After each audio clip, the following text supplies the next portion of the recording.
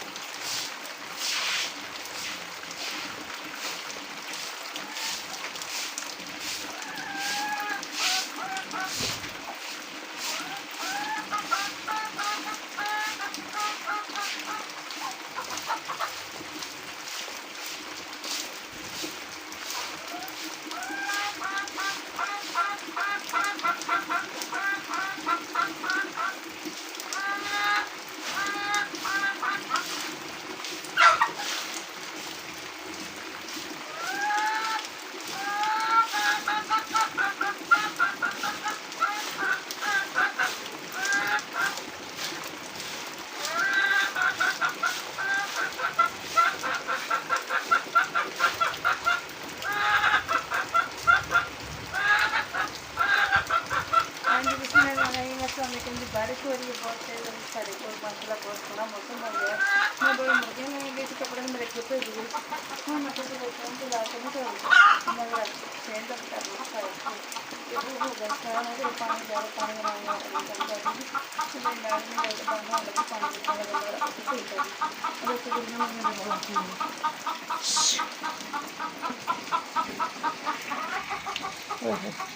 क्या बारिश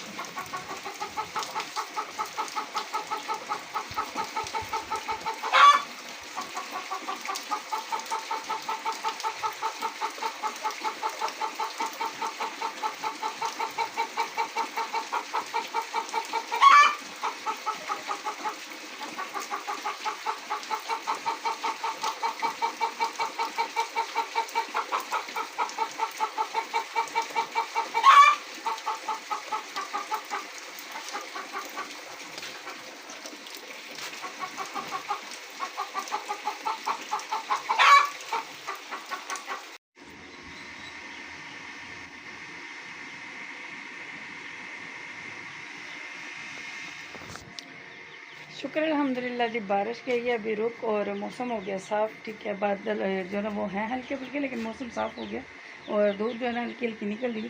काम मेरा कुछ पेंडिंग पड़ा था अभी मेरा दिल है मैंने फटाफट से बर्तन धो लूँ वो मैंने इकट्ठी करके रख ली। चूज़े मेरे शोर कर रहे मैं ज़रा उनको देखूँ पहले।